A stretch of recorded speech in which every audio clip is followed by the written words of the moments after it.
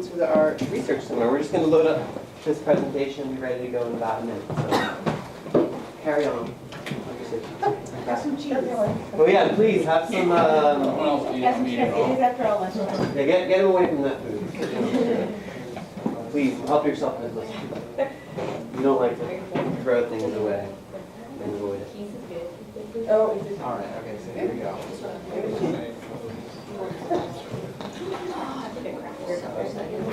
So they finally have gotten rid of all the connectors.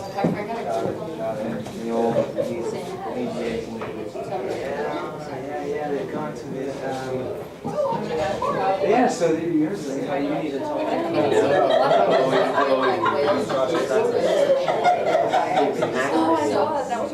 a little nervous. I don't want to be a viral YouTube video,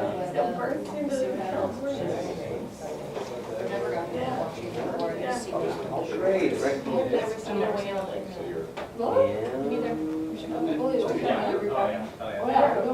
expensive?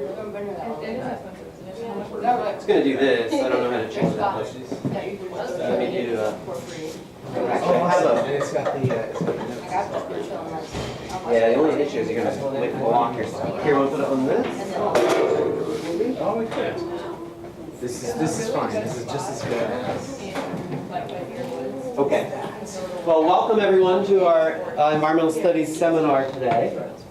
And it's my pleasure to introduce a colleague who's visiting us and teaching environmental studies this semester on loan from the United Nations University, where he's an associate academic officer.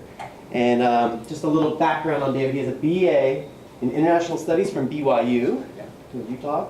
Master's in Public Administration and Policy from the University of Georgia, which Athens, is that correct? A very good music scene, from what I understand. Incredible music scene. That's what I always hear about Georgia. And a PhD from King's College in London. I guess you know Michael Goodman as well. So I went to graduate school with him. Really cool guy. Where he studied for his PhD the impacts of tropical storms on human migrations in Honduras specifically. So he comes to us with a really distinguished scholarly publication record. I was really impressed looking at the stuff you've already been able to get out the door with publications in Science, in Nature Climate Change, in Human Ecology, and the Annals of the Association of American Geographers. So really prestigious journal. So really great work so far. Today he's going to tell us about what he's learning about how climate change is displacing marginalized people and communities in Peru, Bangladesh, and Honduras, which you'll also recognize are some of the poorest and most marginalized and most vulnerable communities just in general. So on top of climate change, talking about how these communities will be impacted. So please join me in welcoming David Wrathall. Thanks so much. What an introduction. So the title of my talk is Selling Labor, Selling Cocaine. And I thought that needed a little bit of unpacking. So the idea of the talk today, so I'm going to grab this water just in case I get parched while I'm speaking, is what people do to adapt when they reach a threshold for adaptation, when they're forced across a threshold. And this is, we think about thresholds occurring on the front lines of climate change as people are enduring pressures that render their homelands uninhabitable and unproductive. Okay, so I was going to start with a Mad Max slide and talk about Mad Max as sort of our fever dream about climate change rendering spaces uninhabitable and forcing migration, but I'll just go straight into the outline. Okay, wait, let's see here. How do I do this? Spacebar? Spacebar, okay. So. Do you want a presentation clicker? Yeah, I got one here. Oh, okay. See if this works. Fantastic. Let's see if it works. Okay. So, I'm just going to start. It's not going to work. Mine's not going to work. Setting up my conceptual moorings to show you how I make sense of this question of adaptation at thresholds and specifically migration. I'm going to give you a case of moving across thresholds in migration at a community scale from Honduras, where I've been involved in research for the last 10 years. At a landscape scale in Peru around glacier recession in migration in a very big watershed, glaciated watershed, this Cordillera Blanca, Peru, Then I'm going to take this to a national scale in Bangladesh, where I'm using very large sets of mobile phone data to think about migration around tropical cyclones. So there's this asterisk next to Honduras. And the reason why is because there's this sort of interesting dynamic that happens in the watersheds in Honduras where the flooding happens, where people are displaced. And it's that we've identified cocaine trafficking as a principal motivator for deforestation in these watersheds. So we know that when forests are lost at a certain threshold, it can affect the way that water behaves in the system. And so we're maybe looking at what we could call a narco flood, and I'll talk a little bit about some of our work that's happening there. Okay, so let's start here with my friend and colleague Atiq Rahman, who said at the first Conference of Parties at the United Nations, he got up in front of the General Assembly and said, if climate change makes our country uninhabitable, we will march with our wet feet into your living rooms. He said that as a member of the Bangladesh delegation. I'm so sorry you can't see the images right in front of me. But this comment tracks really closely with the emergence of of a body of literature on the environmental determinants of migration, and specifically the link between climate change and migration. So about this time, the next year, an important paper came out on the question of climate change and migration, and from there there's just been a flourishing of literature on the topic, such that it has really entered the topics, the research topics associated with climate change and also policy. So the research problem is habitability and quote, climate refugees. So I never use this term except for to locate you so that you can understand exactly who I'm talking about, what I'm talking about. But this is a highly politicized term and it's incorrect. But what we're talking about is places that shift from a state that's essentially characteristically habitable to one that's unavailable for human residence and production. So and you know, by definition, people would have to leave. So we think about places that are affected by tropical storms, sea level rise, places where water availability is a problem. And this is an issue that dominates discussions of climate policy in the United Nations Framework Convention on Climate Change. So there are states that risk their very existence that could cease to be, like the Maldives, Tuvalu, and a number of small island developing states. So there's been an explosion of literature, and this is a sticking point in the UNFCCC negotiations, especially around this idea of loss and damage from climate change, if anyone's heard of that. The topic of impacts, habitability, and migration really features largely in that set of negotiations. So, just to quickly run you through state-of-the-art, what we know about climate change and migration. This is from the IPCC AR5, the fifth assessment that just came out last year. The chapter 12 is the chapter on human security. So, mobility is a widely used strategy to maintain livelihoods in response to social environmental changes. High agreement, medium evidence. This is the idea that people use migration proactively to adapt to changes that they're experiencing in their environment. So they'll use it as a tool. What they do is leave their homelands, go to another place, earn wages in a different economy, and then they remit their wages back, and that becomes a way of adapting to changes. But on the other hand, there's this tension, because climate change is also recognized, forms of migration are also recognized that compromise human security. So migration happens as a result of a lack of adaptive capacity. When people cannot adapt in place, they migrate. And so this tension, these two different ways of seeing migration as adaptation or a lack of adaptive capacity, they have a policy component as well. So policymakers want to limit the extent to which migration happens that's damaging, and they want to encourage the migration that's good. So yeah, this is basically the state of our knowledge. But I see a contradiction here. And how do we reconcile cases in which both are occurring?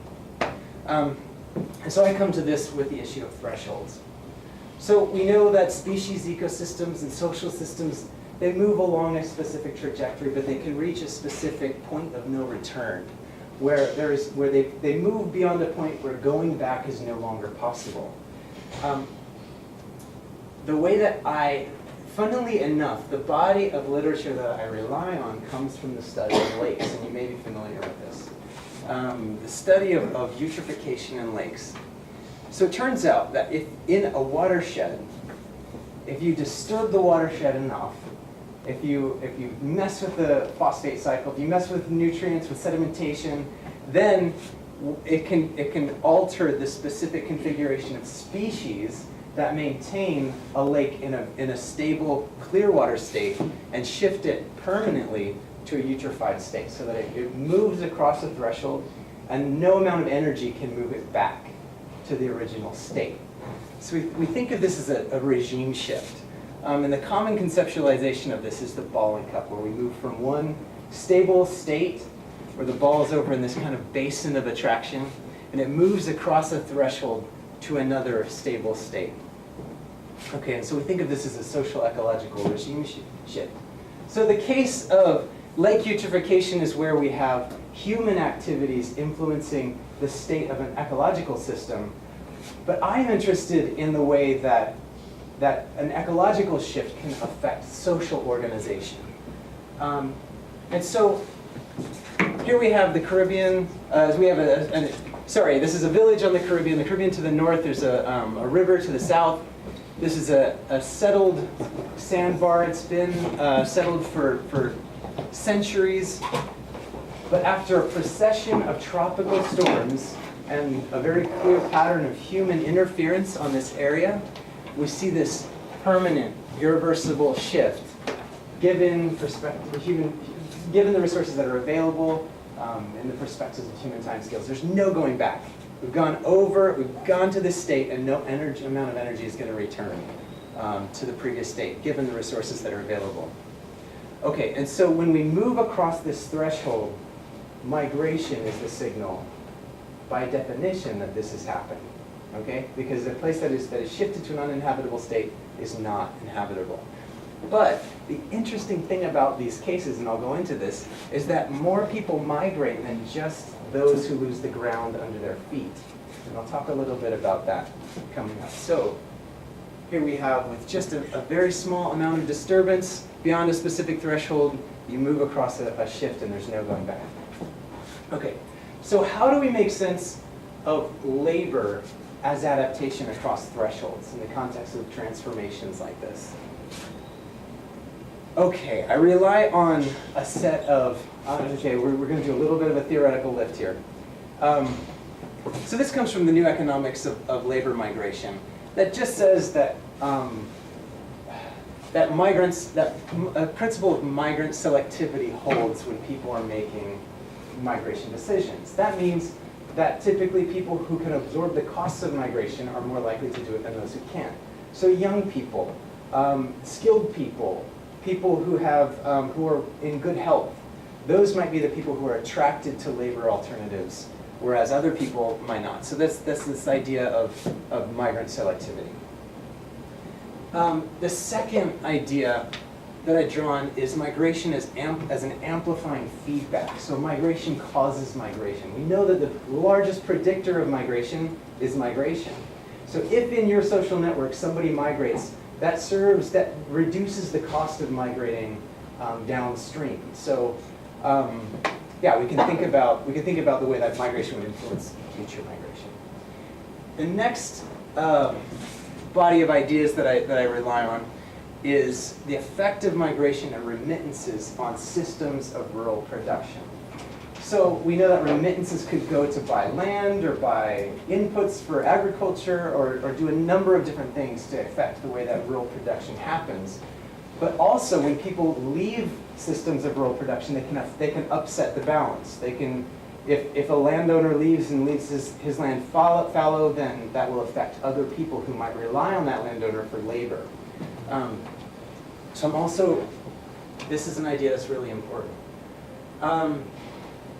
And then the idea of migration as adaptation to climate change, and I mentioned the contradiction here.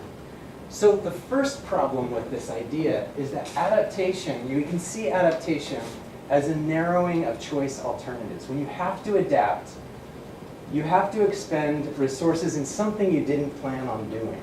So it's sort of, the analogy has been used, it's adaptation is like getting taken to a place and then having to buy a bus ticket home. Yeah, so it's basically, it can be seen as triage of the things that you value least. And then the second idea that becomes really important is the constraining influence of rural resource politics and an urban political economy. So when you're experiencing environmental pressure, there can also be resource pressures that amplify the effect of those on specific producers. So for example, if there's a particular resource politics of water in a rural area and there is water scarcity, then water competition can affect the decision of a migrant. Okay, so I hope you're all with me. In the rest of my talk, you'll hear me refer to these ideas again and again. So my questions are, can we identify a pattern, this migration as a signal of shifting habitability? How does shifting habitability and migration reconfigure communities? And how are migration alternatives constrained by these rural resource politics? And then lastly, as I mentioned this, how can I use data from the digital infrastructure to better make my case about these things? Okay, and I'll come to this in Bangladesh where I'm using 6 million people's phones to try to make the case. Okay, so the methods that I use for studying habitability, I look for, this is from the special issue in Nature on interdisciplinarity, and it's got these interdisciplinary superheroes. My training was interdisciplinary, so I thought this was a really cool issue. And I do think that some of my superheroes are interdisciplinary researchers. Okay, so I look for analogs of climate impacts. Climate impacts are something we think in the future, but we can imagine what they'll look like today if we search for a, quote, analogy. I try to use the system as a unit of analysis and look for, and do research in the context of a quasi-experimental research design. So the idea is that you're looking for a specific impact, and so you need a control group and a study group. And so if you choose systems where you can identify the control and the study, then that allows you to determine causation. Multi-method triangulation, I use survey research, I use the classical rural participatory appraisal techniques, kind of focus group discussions, vulnerability mapping. As I said, census and survey data, and then I'm moving into GIS and this big data stuff as well. I work on interdisciplinary teams, especially recently. I did a National Science Foundation postdoc, which was a really amazing educational experience for me to work with glacier hydrologists, environmental historians, political economists. Who else did we have? It was an incredible experience. What I learned from that is that we can do a lot more together than by ourselves. Okay, and then I mentioned big data. Okay, so let's move into Honduras. Quasi-experimental research design. I looked at a number of places where there had been a really clearly identifiable shift from a habitable, productive state to one that was no longer available for settlement. And it was along a group of people, this indigenous community in northern Honduras called the Grameenphones. And they have about 50 villages spread all across the north coast of Honduras. They came from, it's a long story, very interesting. If we had time, I would tell it to you. But they came from the other side of the Caribbean and were forcibly resettled along the northern coast. So of these 50 communities, about 11 have experienced this shift in some way or another, where these places are no longer available for settlement. So these are the common characteristics of these places. They all share, they're all at sea level, every single one of them. Every one of these 50 villages is within 2 meters of sea level. They share a common geological composition. So there's the Caribbean to the north. They're built on a substrate of loamy sand, and then they have fresh water sources right next to them. So they all share this exact same geographical commonality. The next thing is that in Honduras there are these very, very steep mountains that rise out of the Caribbean. It's the steepest elevation rise in the entire Caribbean basin. And what these mountains essentially do is serve as a gigantic net that catches the warm, moist water that blows off the Caribbean, and it sends rivers down this area. Okay, so then the last commonality is major deforestation in these watersheds. And as I mentioned right here, the deforestation is caused by narco trafficking and all. And so just, make a mental note, we'll come back to that. Right, so in this context, we see dramatic tropical storms that affect the area. The most dramatic of which was Hurricane Mitch, which struck in 1998. It displaced a quarter of the population of the entire country. They said it set the country back 50 years in its development. And then, to link this firmly to climate change is difficult, and we could talk a lot about that in the climate scenarios for tropical cyclones. There's some suggestion that storms will be more intense, but they'll come less frequently, and that the smaller storms will be less frequent still. But we've been, in the last 15 years or so, we've been in an active decadal cycle of tropical cyclones.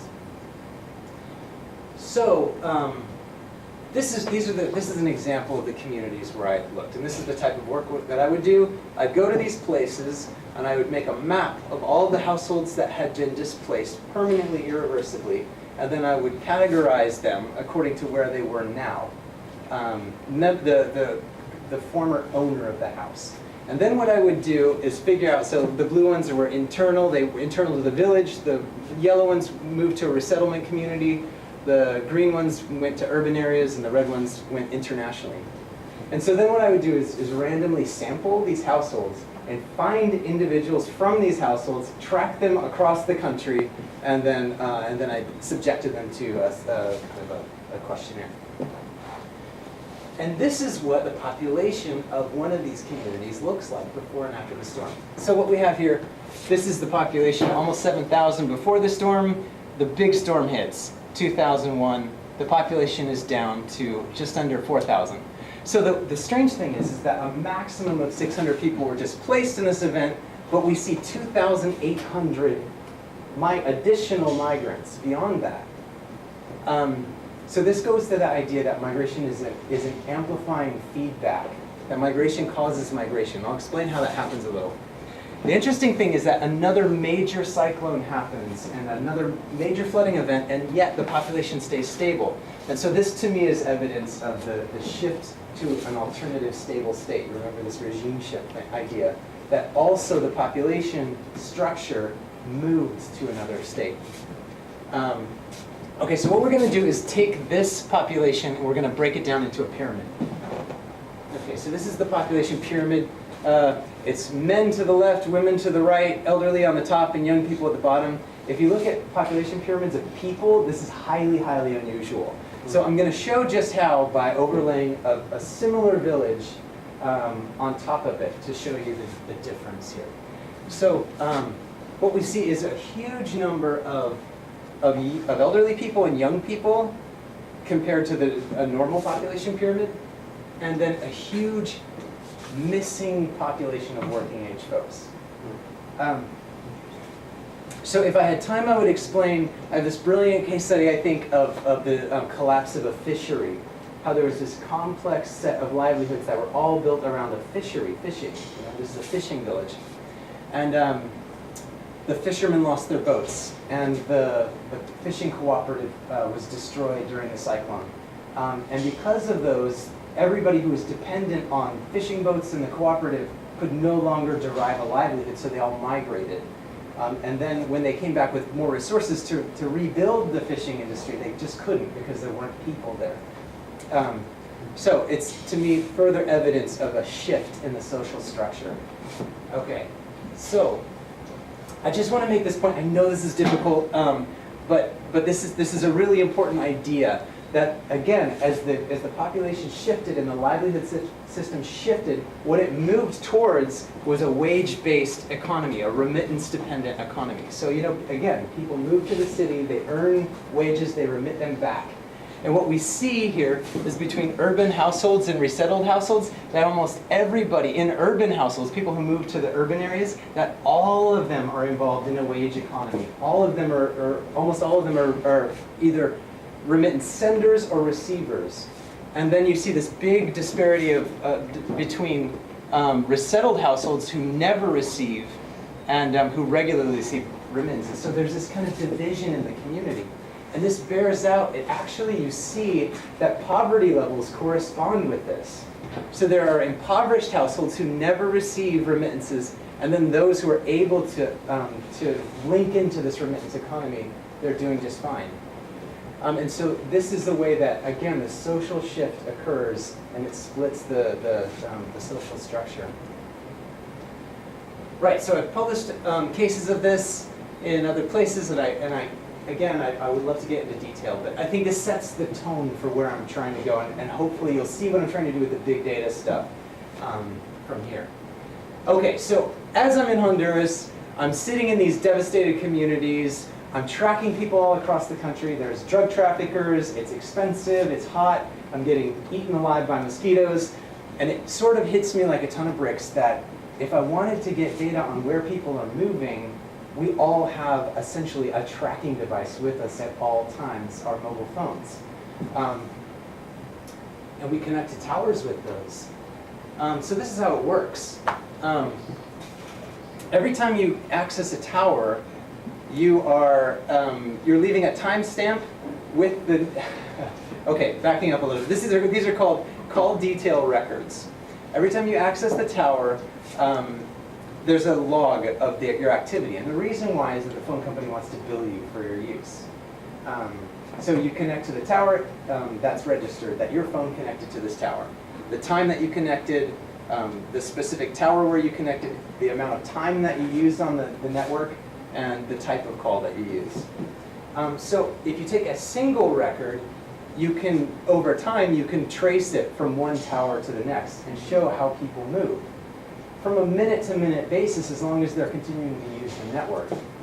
And then if you aggregate up to the network level, then you can make estimates about that, how the entire population is moving at any given time.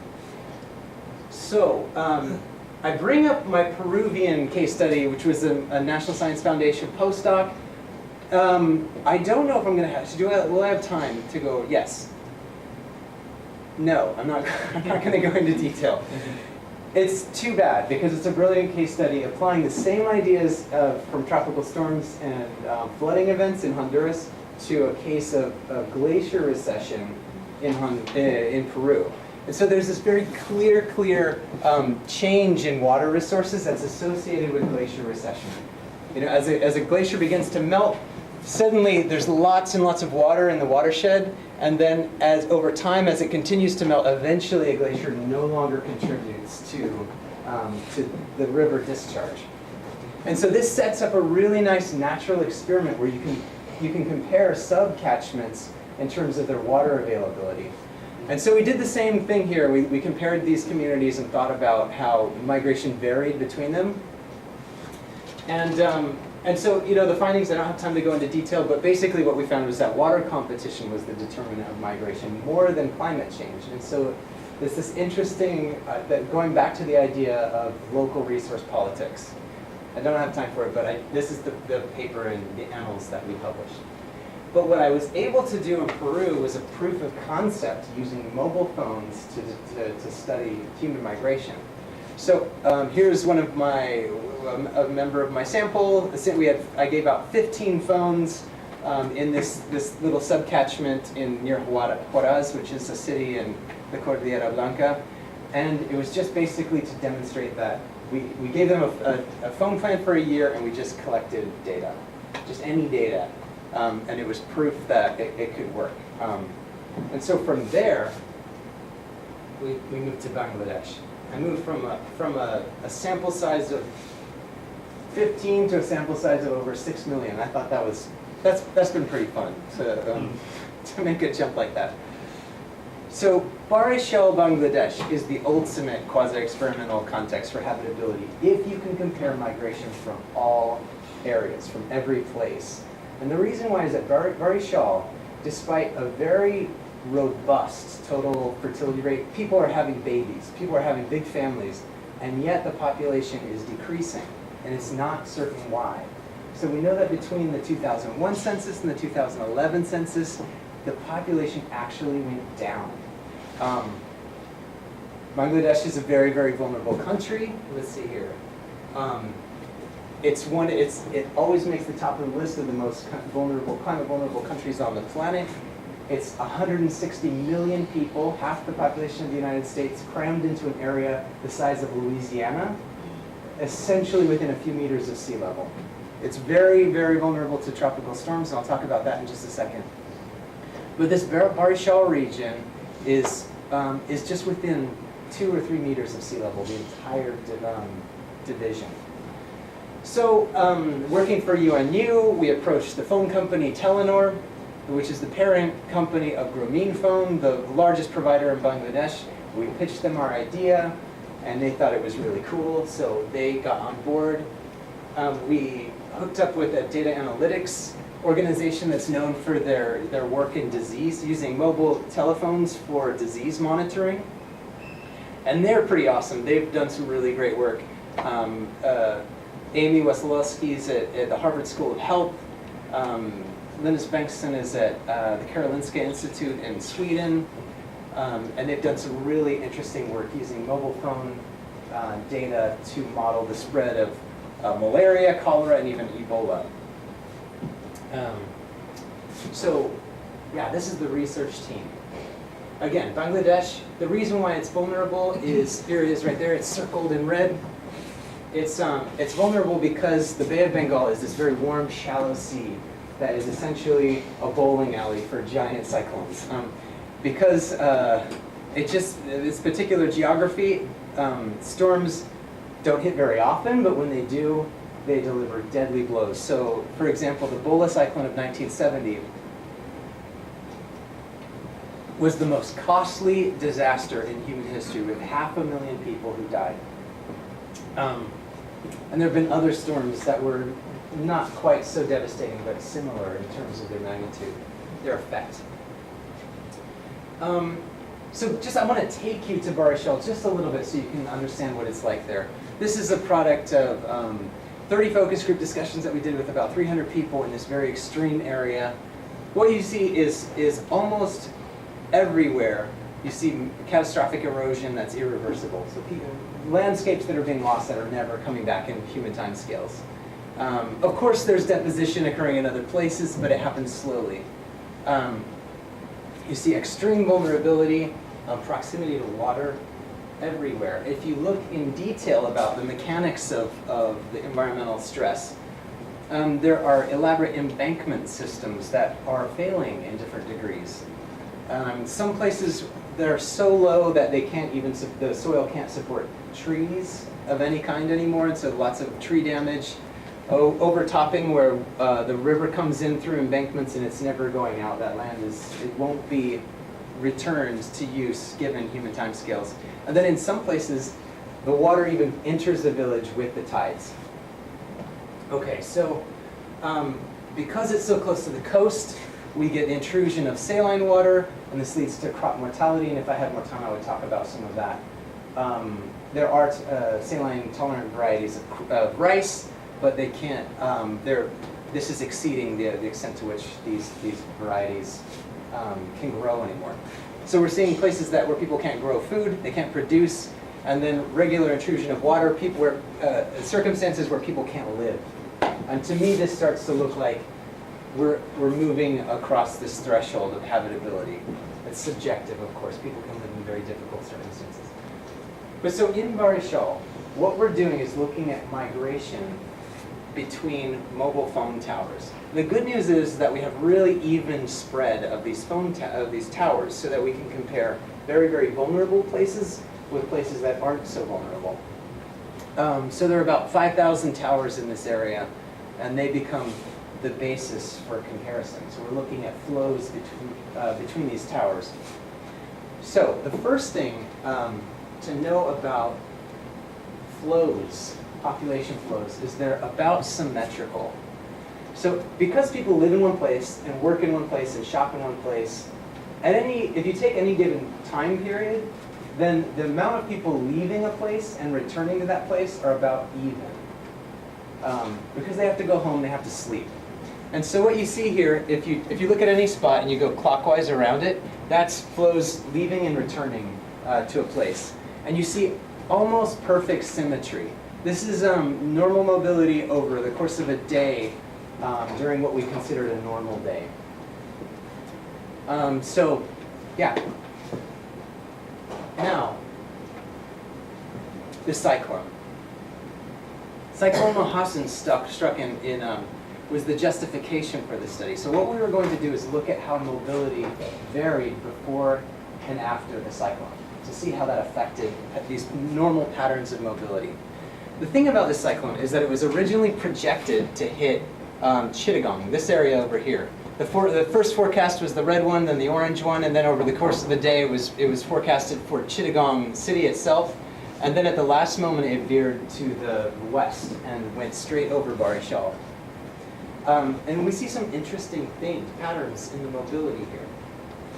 So this is mobility the day before the cyclone. The red is positive flows and the blue is negative flows. So more population flows than normal.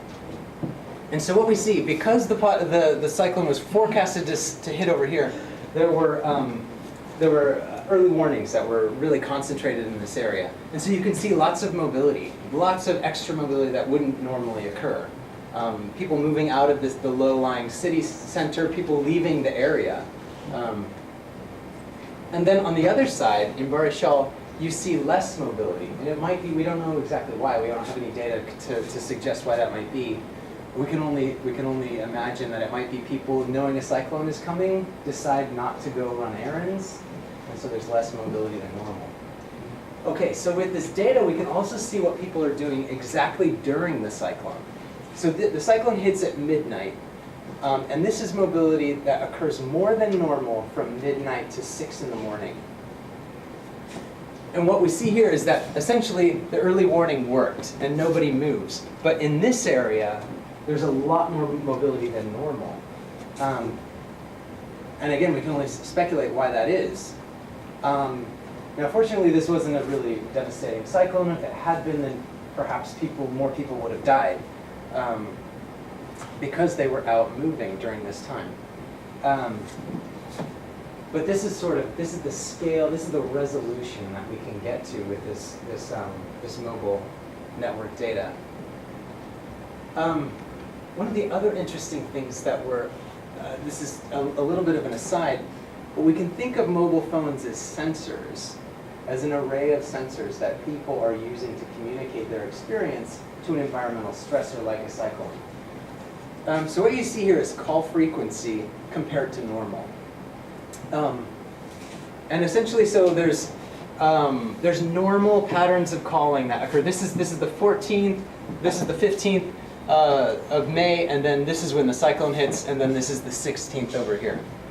So if you think about all these millions of people with their phones using them, there's this strong deviation from the normal patterns that occurs exactly as the cyclone is hitting. It's essentially like they're registering their contact with this environmental impact. And the interesting thing is that in some areas it's increasing, and in other areas it's decreasing. And in fact, we noticed that when we looked at the NASA TRIM satellite, that there was some kind of spatial correspondence. That as the heavy, heavy rain is falling in this area, that there were more calls in that area. So we did a quick analysis of this, and we found a really nice linear correlation between call frequency and the intensity of rainfall. And so what that suggests to us is that as the rain is falling, people are using their phones somehow to communicate to their friends and relatives the impact. And so we need further data to understand what this exactly means. But that's interesting. So we could think about these, we're trying to imagine other ways that we can use mobile network data as a sort of array of sensors that people have and can communicate about climate shocks. Okay, so I talked about really short-term migration. around the cyclone. And I want to talk about some of the long-term trends that we saw. So this is a normalized summation of, let's see, this is the amount of phones that arrived in Chittagong City following the cyclone. Okay, so if we put the amount of phones that are in Chittagong City at 0 when the cyclone hits, then we see a change of about 70,000 phones entering Chittagong City that seem to correspond with the cyclone landfall. And at first we thought this was very, very interesting, that we saw 70,000 phones. And it seems like there's some sort of causal mechanism that explains this, that the cyclone hits, the phones start moving in. And this is sort of a methodological caution, right? If you only have certain data, then you can only make certain claims. Okay, but when we looked at this from another perspective, okay, wait, I'll hold that thought. Okay, the other thing is that we knew where these phones were going. Because we have the mobile towers, we know precisely where all those new migrants were arriving. And it turns out that there's some correspondence, there's a lot of correspondence to slums, that people were arriving in slums at this time. And so I'm not going to present that analysis because it's still underway. We haven't finished with that yet. But again, the caution is that these people arriving in slums were not coming from the cyclone-affected area. They were coming from outside the area. So this is Bangladesh. This is the entire country using a different data set, a 2-year data set. So we asked, because we saw these people arriving in the slums, we went to the phone company and said, listen, we need more information about who these people are. We need an additional data set. And so we got data from the beginning of 2012 to the end of 2013, so we could compare a cyclone year with a non-cyclone year to see how migration varied in that time period. And it turns out that those people arriving in Chittagong were not arriving only from the cyclone-affected area. They were coming from all over the country. And in fact, okay, now I'm sorry, this is a heavy lift, but this is important. That when you compared the net flow of people from month to month, from the year 2012 to 2013, there was an extremely high level of correlation. Do I have it here? Yes. It's, oops. Yeah, 0.967, okay? So what I'm saying is that the people arriving in Chittagong it was not causally linked to a cyclone. People were migrating to Chittagong at that same period of time the year before for labor migration. And we can see exactly where that happens, how that happens here. So again, this is basically the same data expressed as points. Sorry, this is kind of hard to understand if we don't break it down. Essentially, yeah, this is a scatter plot of monthly net flow for each district in 2012 and 2013. And what we see is it's the same data that's expressed here, but just in the form of a scatter plot. And what we see is a very high level of correlation. Okay, so what does this mean? Let's take a step back. We don't see any uninhabitability. We don't see any shifts that are observable at a national scale as the result of this cyclone. But we see very, very high detailed short and long-term migration patterns, and specifically hidden migration patterns that we wouldn't normally see. So the methods that I relied on before, questionnaires, census, finding people who've been displaced and giving them questionnaires, that it biases the data in a specific way that we can, in ways that we can overcome with this method. So we can see everybody. We can make estimates about how everyone in the population is moving. The other thing is that phones function like an array of sensors, and there's more room for that. And then the last thing is that slums and factories, instead of thinking of migration as adaptation, we can start to think of slums and factories as adaptation.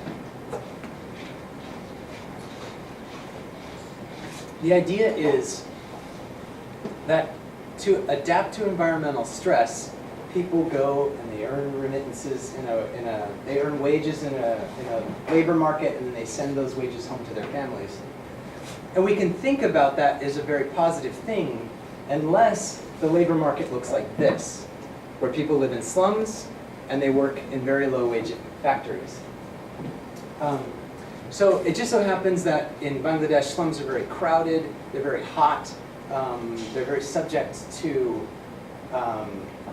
a whole array of social and health problems.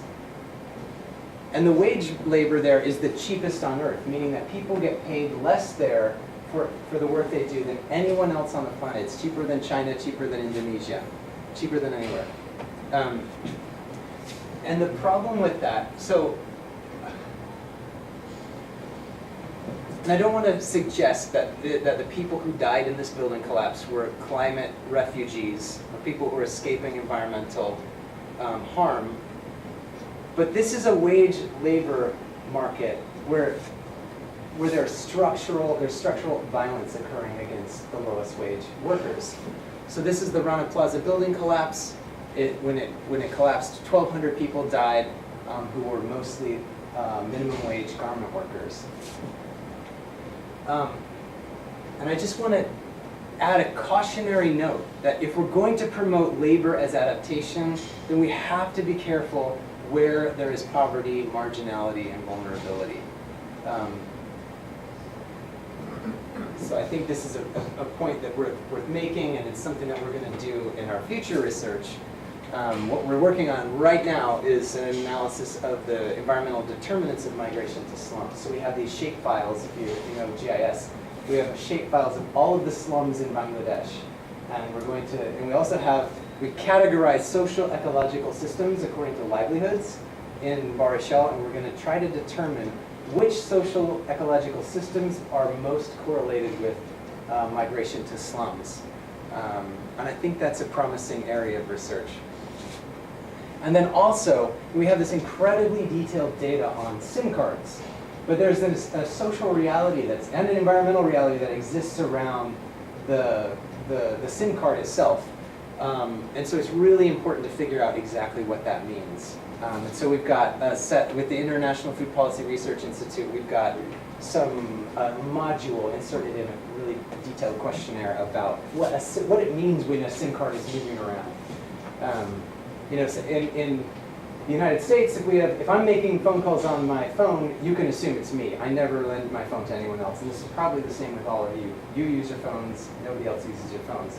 But in Bangladesh, people share phones. Sometimes a group of women will have a phone. An entire household will share a phone, and that's really methodologically very important to sort this out.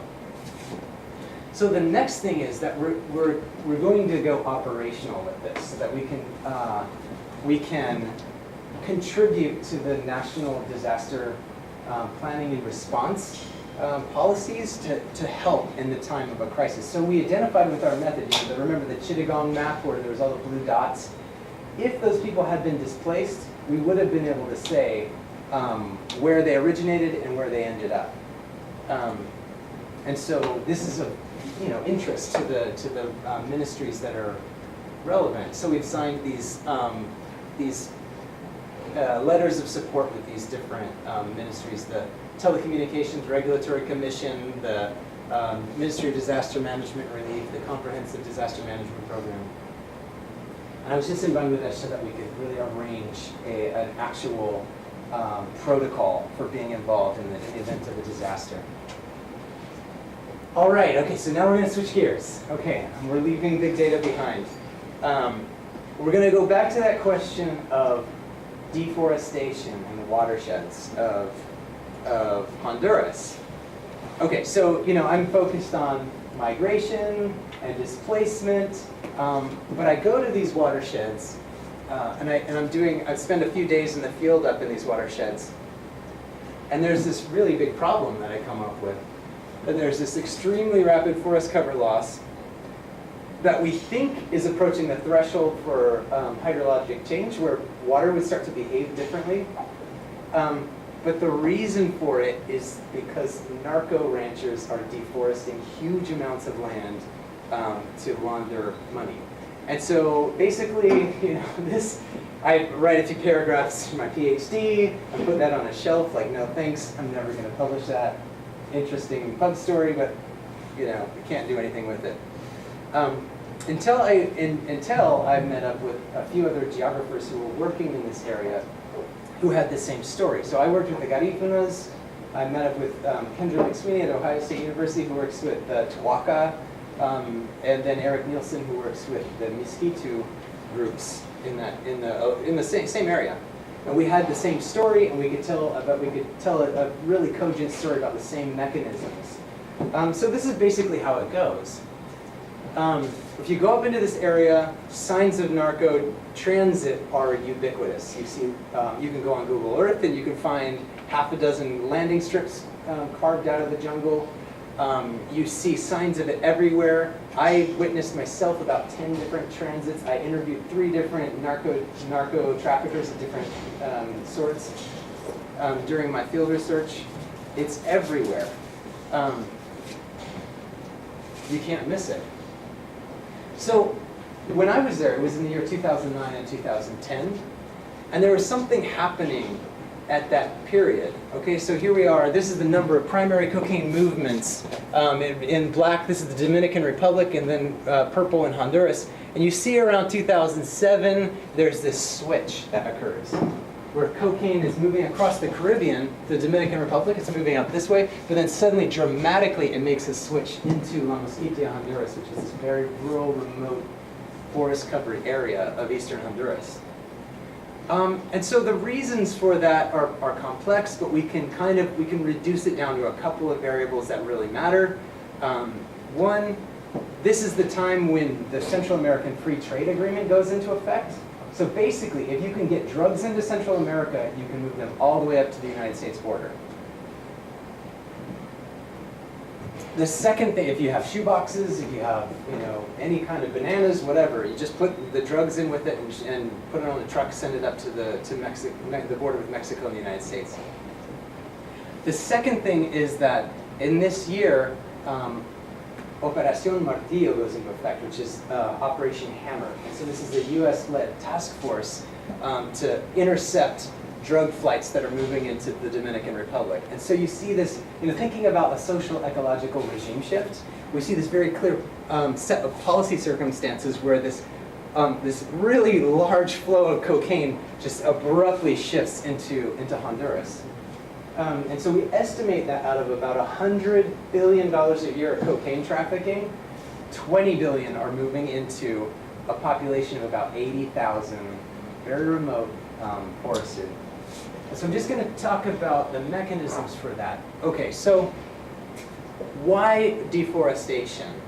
The reason why is land is this very useful tool for capturing the value of an illegal substance. If you have money that you need to conserve the value of, then just fence off an area, cut down the trees, and call it your own. So the thing is that in Honduras, land purchase is a very corruptible process. So you can, even if it's national land, you can obtain it through a bribe or through coercion. And we could talk about this, but it's pretty complicated. And then the other thing is that at the policy level, when you bring land into production, that's what we call development in Honduras. So the state has an interest in people developing land. And the reason why cattle ranching is particularly disposed to this, to the use of money laundering is that there are no inputs that's necessary. So all you have to do is just deforest an area, put a fence around it. You don't need to add fertilizer. You don't need to plow it. You can do this on very marginal spaces. You can do it on a hillside. You can do it anywhere. And then also, everyone knows how to do it. Everyone knows how to cattle ranch. It's easy, culturally and economically, to do that. It's even important. So the argument that we make is that it's cattle ranching, which is the primary mechanism, but it also happens through other forms of monoculture, like African palm. And the result which we saw in all of our spaces, across all of these areas, was land speculation, meaning the prices of land go up dramatically in these areas, that the people who lived there before are dispossessed from this area, and that we see patterns of migration moving out. So this is the data that we put together on forest loss and movements of cocaine at the national scale, and it clearly explaining the process was enough to get published in Science, which was a real slam dunk for us. That was really cool to publish, to have these few paragraphs that I had in my PhD that I didn't know anything, didn't know what to do with this. To go from that to Science was was pretty awesome. And so from this Science paper, also just a tip, if you want to get money for future research, publish in Science, and funding agencies will give you a lot of money.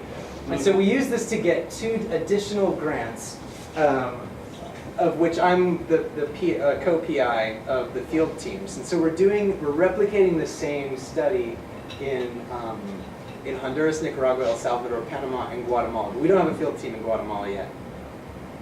I've only listed the names of the other PIs because the other researchers, it's sensitive research, and they don't necessarily want their names out there. And so we also have universities that are local in Central America, but I haven't put them because we don't want to expose anyone to risk.